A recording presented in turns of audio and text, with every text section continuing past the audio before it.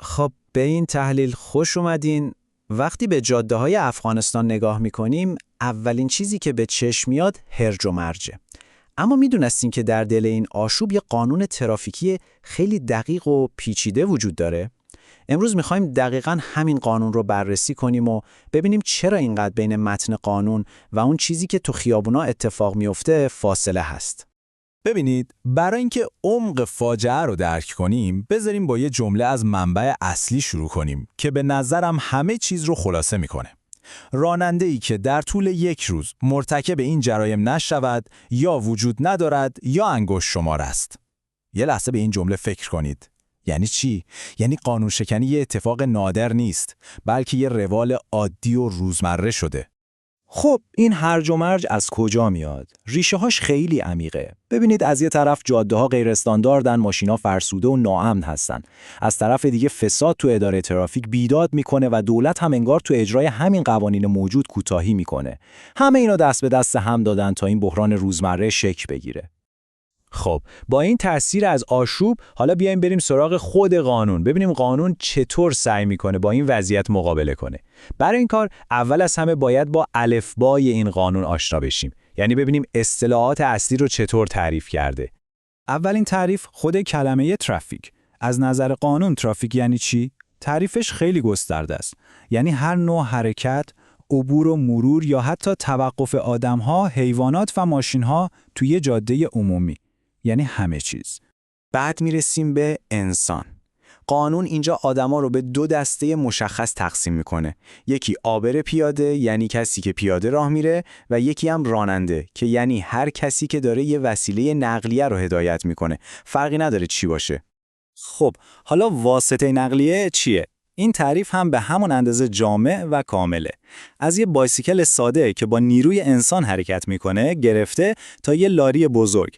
هر چیزی که روی چرخ حرکت کنه وسیله نقلیه حساب میشه. و آخرین تعریف کلیدی، این قوانین کجا اجرا میشن؟ پاسخ قانون خیلی روشنه. تو هر جاده عامه. یعنی چی؟ یعنی هر راه و سرک و کوچه و پارکینگی که مال شخص خاصی نباشه و مردم ازش استفاده کنن شامل این قانون میشه. خب حالا که این تعریف پایه رو فهمیدیم، میرسیم به بخش اصلی ماجرا. یعنی وقتی یه تصادف اتفاق میفته، قانون دقیقاً چی کار میکنه؟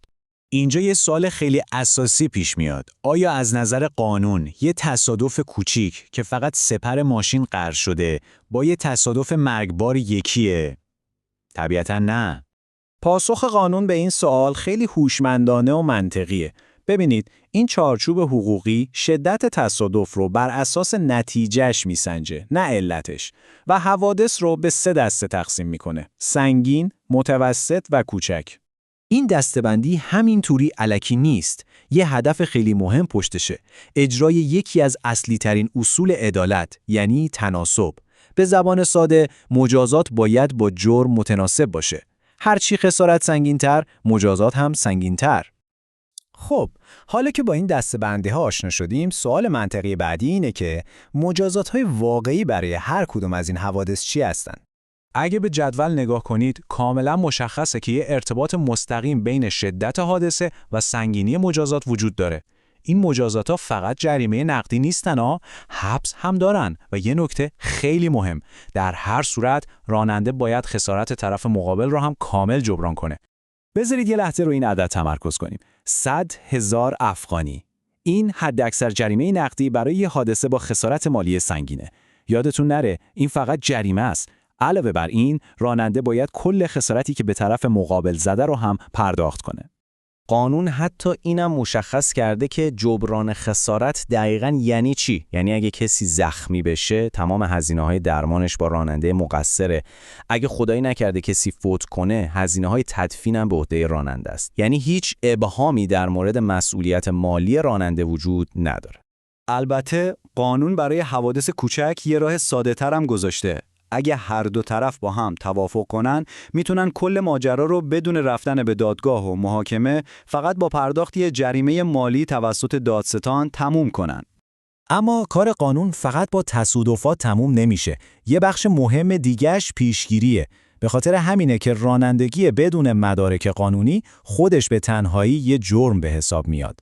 این نکته خیلی مهمه. دقت کنید. شما میتونید یه راننده خیلی محتاط باشید و هیچ وقت تصادف نکنید، اما فقط و فقط به خاطر نداشتن اسناد و مدارک لازم مرتکب جرم ترافیکی بشید.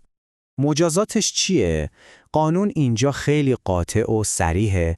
یک جریمه نقدی ثابت، 20,000 افغانی. شاید بگید اینا همش کاغذبازیه، اما نه، این اسناد خیلی مهمن.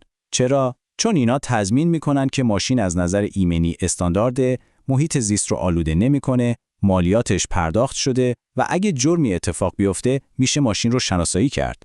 پس ببینید ما اینجا با یه چارچوب قانونی فوق‌العاده دقیق و منطقی طرفیم.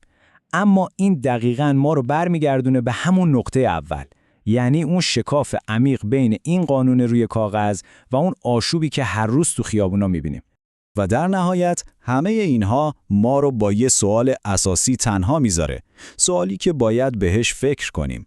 وقتی یک کشور قوانین به این جامعه‌ای داره اما قدرتی برای اجرای اونها نداره، به نظرتون هزینه واقعی این ناکارآمدی رو کی پرداخت میکنه؟